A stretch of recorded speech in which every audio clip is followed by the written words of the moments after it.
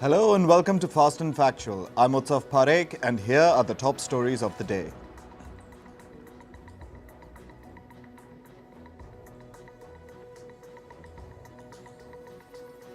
Pakistan has launched retaliatory strikes against militants in Iran. A statement by Pakistan's Foreign Office has confirmed the attacks. Islamabad said that the strikes were targeted against terrorist hideouts in the Sistan or Balochistan province of Iran. Iranian state media reported that 3 women and 4 children were killed in the attacks. The strikes come after Iran carried out attacks against a terrorist group in Pakistan on Tuesday.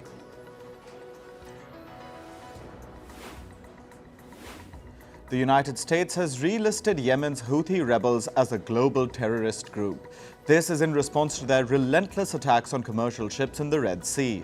The U.S. State Department has said that the designation will take effect in 30 days. Officials said they would design the financial penalties to minimize harm to Yemen's 32 million people. War-torn Yemen is among the world's poorest and hungriest countries.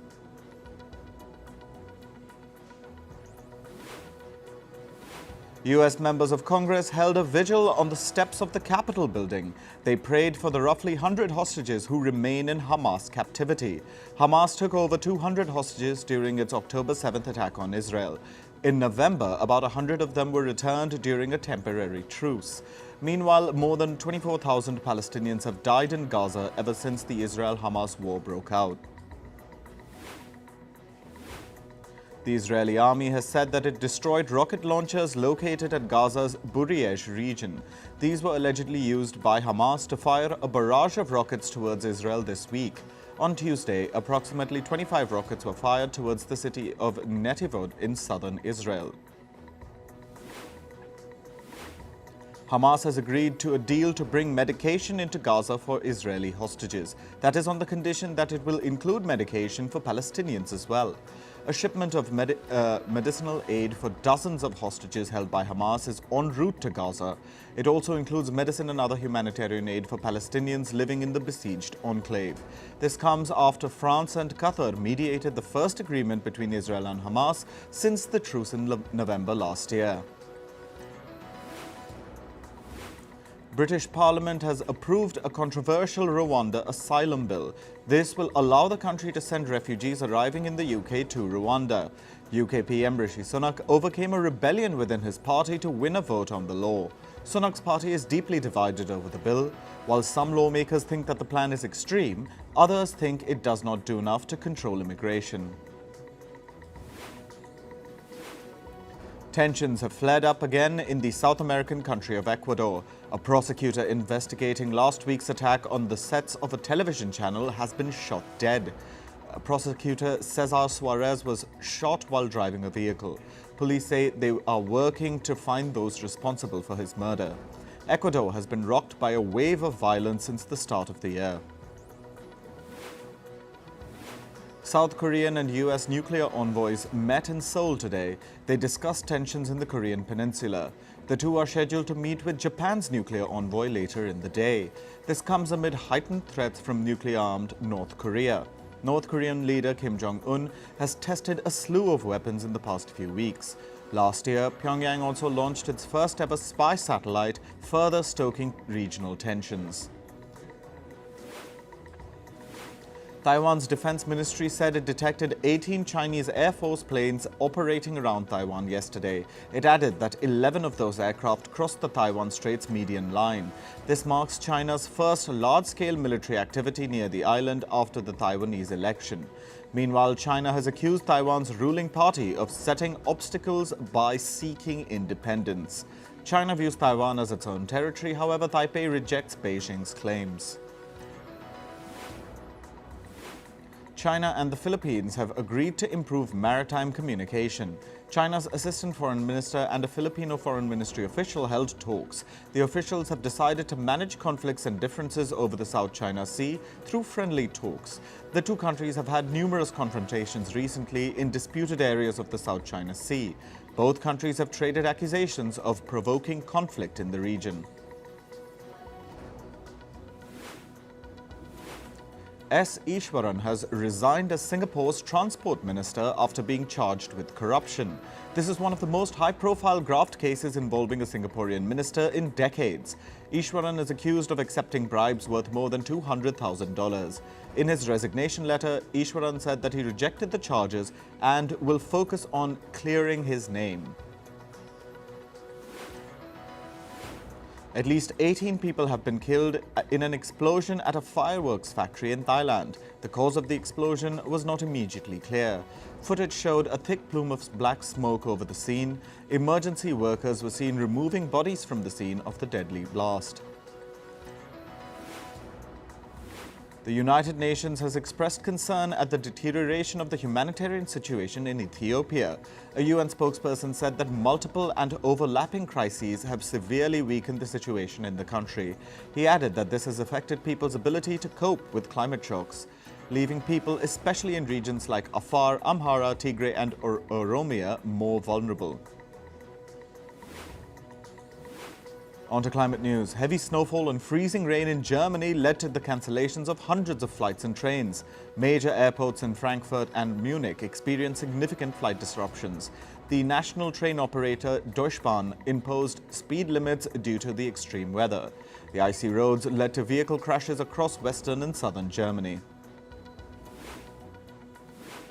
From 1985 to 2022, Greenland lost thousands of kgs of ice sheet.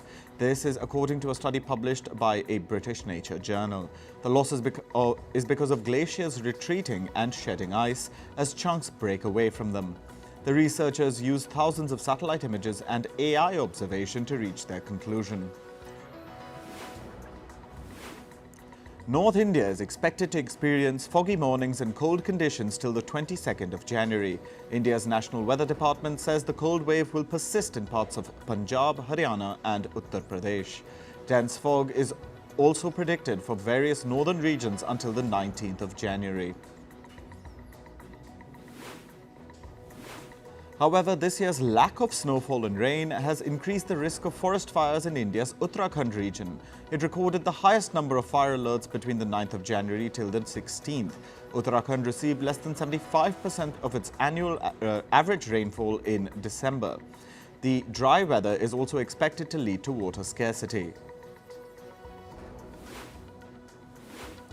An ocean census program in Spain's Canary Island region has discovered dozens of new marine species. The list includes sea creatures like marine snails, sea urchins, sea slugs, flatworms and shrimp. Some of these are only visible under a microscope. With this discovery, scientists have emphasized the need for ocean protection. Mining activities at a nickel industrial park in Indonesia have been linked to mass deforestation. A report by a US climate rights organization says that these activities are mainly backed by Chinese companies. It raises ecological concerns amid Indonesia's efforts to attract investment in nickel processing. Nickel is used to make coins, alloys, batteries and wires, among other things. According to research, Bangladesh's climate crisis may increase the risk of cancer in the region. Extreme weather events are causing increased arsenic contamination in water. A US study highlights the potential exacerbation of a public health crisis, including skin, bladder and lung cancers due to arsenic. On to business and tech news. Meta Platforms' former Chief Operating Officer Sheryl Sandberg has said that she is planning to exit the company's board. Sandberg announced this on a Facebook post yesterday. She is planning to step down from her position after her term ends in May this year. Responding to Sandberg's post, Meta CEO Mark Zuckerberg said he looks forward to a new chapter together. In 2022, Sandberg had stepped down as Meta's operating chief after 14 years. Apple has overtaken Samsung to become the top smartphone seller globally. This is according to a report from International Data Corps. Samsung has now been pushed to the second position, ending its 12-year run as the largest seller of smartphones. It is followed by Chinese phone makers Xiaomi, Oppo and Transsion. Yet another series of layoffs has hit Google. this time at its video sharing platform YouTube. According to a report, the company will fire 100 employees. However, the affected employees will have a chance to apply for other positions at the company. Since the start of the year, Google has announced at least 3 rounds of job cuts. This has affected more than 1,000 employees. Layoff concerns are not dying down anytime soon for Google employees. According to a report, CEO Sundar Pichai told employees to expect more job cuts this year. Pichai said that the layoffs will focus on removing layers to simplify execution at the big tech firm.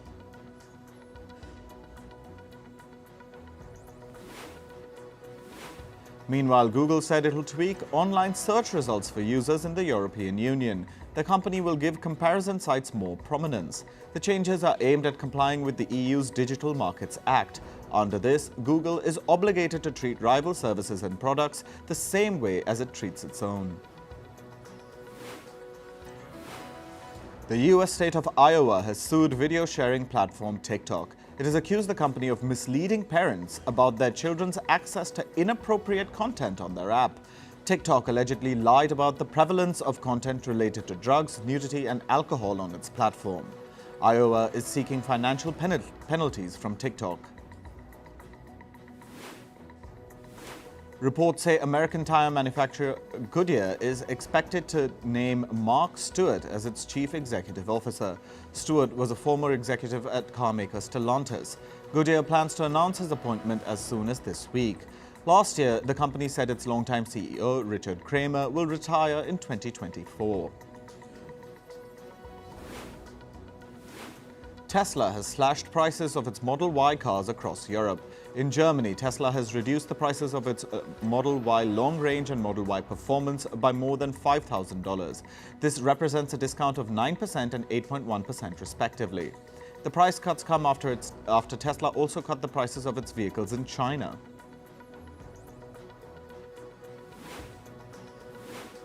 Meanwhile, in India, Tata Motors has reportedly urged the government not to cut taxes on hybrid cars. That's because they cause more pollution than pure electric vehicles.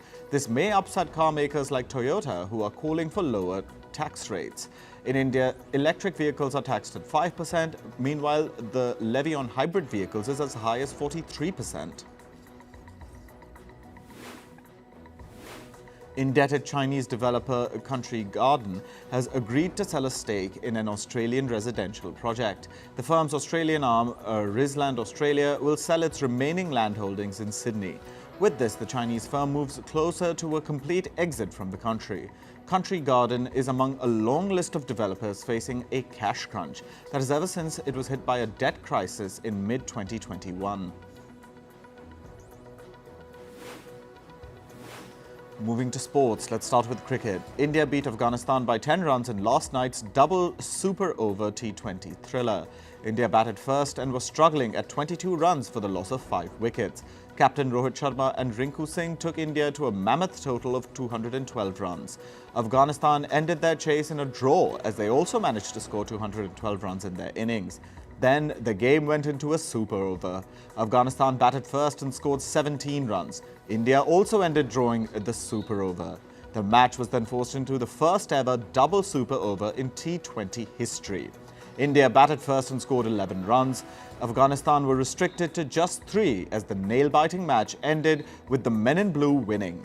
Yesterday's match became the longest ever T20 game in history. Indian captain Rohit Sharma was the star of yesterday's match against Afghanistan. Sharma scored an unbeaten 121 when the Indian batting order had collapsed. This was Sharma's 5th century in T20 cricket. He has now set a new record for the most tons in the short format matches. For his batting prowess,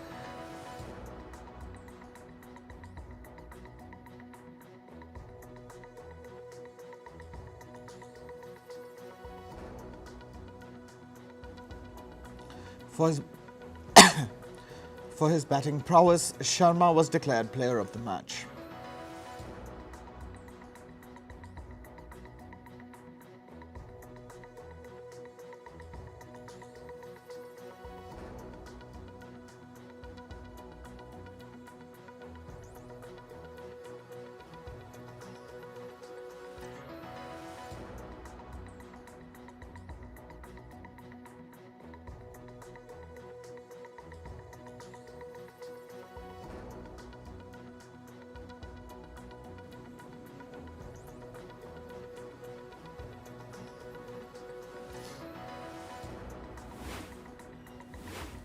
Indian batter Virat Kohli achieved an unwanted record in yesterday's match. Kohli was sent back to the pavilion without scoring a single run. He has now given up his wicket for a duck for the most number of times among Indian batters. Kohli has registered 35 ducks in his international career. In football, Morocco thrashed Tanzania 3-0 in yesterday's Africa Cup of Nations match. The game went into half-time with Morocco leading 1-0. In the second half, Tanzania were reduced to 10 players after midfielder Novatus Miroshi drew a second yellow card. Morocco went on to score more goals to seal the win. DR Congo drew with Zambia last night in the Africa Cup of Nations. Zambia scored in the 23rd on a goal from Kings Kangwa. DR Congo equalized 4 minutes later on a goal from Yohan Wissa. With the draw, both teams have secured 1 point each.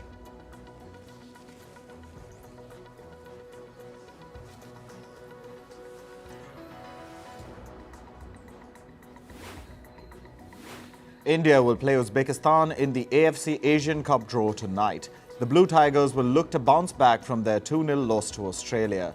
Meanwhile, Uzbekistan will be eager to put their 0-0 draw with Syria behind and register a win. The match will be played at 8 p.m. India time. In tennis, world number 1 Novak Djokovic advanced to the third round at the Australian Open. Serbia's Djokovic was put to the test by Australia's Alexei Popyrin. Djokovic won the first set 6-3. Popyrin rallied to win the next set 6-4. Then the Serbian won the next two sets 7-6, 6-3 to win the match. Djokovic will next play Argentina's Thomas Echeverry on Saturday. World number 1 Iga Świątek advanced to the third round at the Australian Open. Poland's Świątek was given stiff competition by America's Danielle Collins. Świątek won the first set 6-4, then Collins rallied to clinch the second 6-3. The Pole then won the final set 6-4. Świątek will next face Czech Republic's Linda Noskova tomorrow. World number 2 Aryna Sabalenka also advanced at Melbourne. Belarusian Sabalenka beat her Czech Republic opponent 6-3, 6-2 in straight sets. The match lasted just over 50 minutes. Sabalenka will next play Ukraine's Lesia Surenko tomorrow. In basketball, Golden State Warrior assistant coach Dejan Milojevic has died at the age of 46. Milojevic fell ill at a private dinner on Tuesday and was rushed to the hospitals. The Warriors have confirmed that their coach suffered a heart attack. The NBA has called off the match between the Warriors and Utah Jazz after the sudden death of coach Milojevic. In entertainment news, actor Sophie Turner has dropped her wrongful retention claim against singer Joe Jonas. This comes 3 months after the former couple reached a custody agreement over their 2 daughters. According to reports, a U.S. judge dismissed the case after the two signed a consent plan.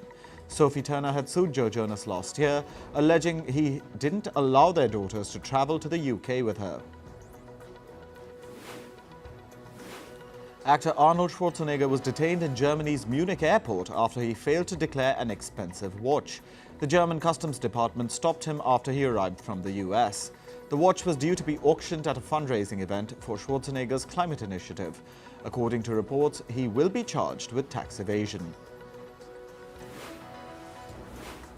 Actor Sharon Stone says she tried to make a Barbie film decades before Greta Gerwig's attempt in 2023. She recalls how she was dismissed at a Hollywood studio in the 1990s after she pitched her Barbie film. She took to Instagram and revealed that she was laughed out of the studio with her idea. Aquaman actor Jason Momoa is excited about his docu-series On the Roam. He says that he got to shed his acting persona and be himself the way he is in real life. The series shows the actor traveling across the US to meet people and immerse in local culture. On the Roam starts streaming from today. Oscar-winning actor Ariana DeBose talks about playing an astronaut for the first time in her film ISS. She chose to do the film because she wanted to do something new in her career. DeBose felt that her dancing background helped her perform stunts for the film. She also revealed that she watched NASA videos she found on YouTube to prepare her for the role. The film ISS will release tomorrow. Actor Pauly Shore has been roped in for the biopic of American fitness personality Richard Simmons. Shore said that he is really excited about sharing Simmons' life with the world. Meanwhile, the movie's subject Simmons says he has not given permission for the film. The film is being developed by a subsidiary of Warner Brothers. The CEO of HBO, Casey Bloys, has revealed details about the network's upcoming projects. Speaking about Season 3 of Big Little Lies, he said he has heard about the idea and feels it will be great. Bloys also revealed that the chances of reviving Succession are pretty low.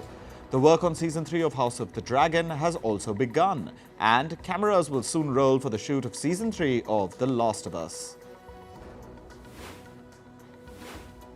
The trailer of pop superstar Jennifer Lopez's upcoming film This Is Me Now, A Love Story, released yesterday. It shows her journey to find love in her life. Lopez described the film as a narrative-driven cinematic odyssey steeped in mythological storytelling and personal healing.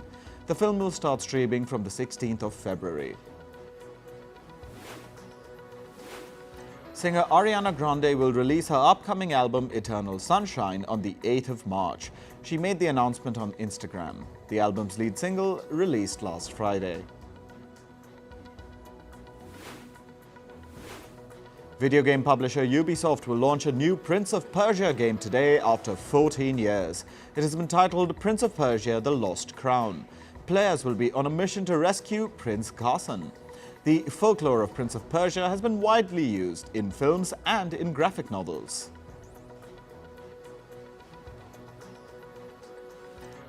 That's all for this episode of Fast and Factual. Thank you for watching. Stay tuned to First Post.